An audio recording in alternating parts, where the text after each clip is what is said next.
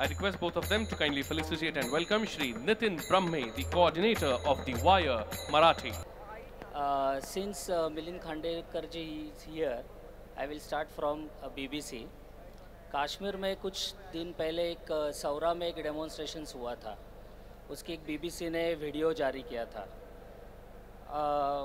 इसकी न्यूज़ बाकी कई न्यूज़पेपर्स में नहीं आई, सिर्फ बीबीसी में और अल जज़ीरा में आई थी। उसके बाद आई&बी मिनिस्ट्री ने एक नोटिस जारी की और क्लैरिफिकेशन मांगा कि इस तरीके के कुछ डेमोन्स्ट्रेशन हुए ही नहीं है। बीबीसी ने कहा कि नहीं, हम मानते हैं कि हमारे रिपोर्टर्स ने जो न्यूज़ दी है वो सही है और हम उनके पीछे खड़े रहते हैं। उसके कुछ दिन बाद आई&बी मिनिस्ट्री ने माना कि हाँ, कुछ इस तरीके के डेमोन्स्ट्रेशंस हुए थे। तो बीच में एक रूमर फैल गई कि बीबीसी कैसे एंटी नेशनल है। अब बीबीसी को इतना चांस ही, मतलब वो सोचने के पहले ही रूमर्स तो फैल जाती है।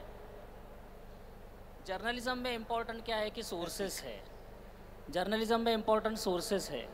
रूमर्स में ज़्यादा टाइम हम देखते हैं कि कुछ सोर्सेस नहीं रहते हैं या फिर कुछ अननोन सोर्सेस रहते हैं।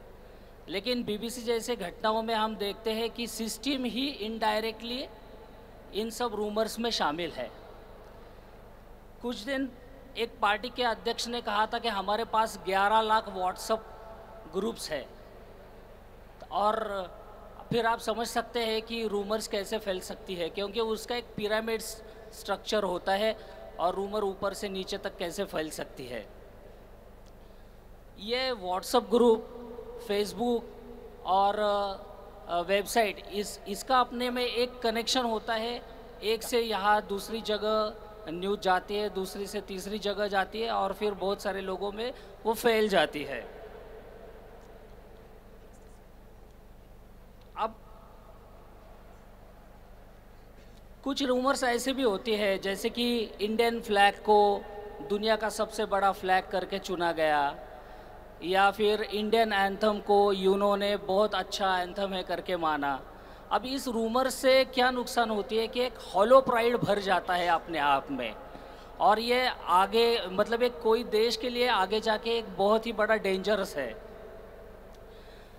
दूसरे रूमर्स मॉन्गरिंग में और एक इम्पॉर्टेंट चीज़ ऐसी है कि इसमें एक एजेंडा या नरेशन सेटिंग भी होता है। मतलब कुछ जगह पे हमने ऐसा देखा भी है कि ये रूमर्स मॉन्गरिंग की एक फैक्ट्रिया है और वो 24 घंटे 365 डेज चलती रहती है।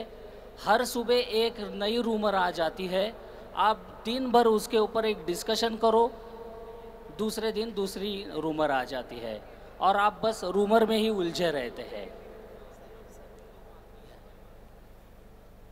Thank you.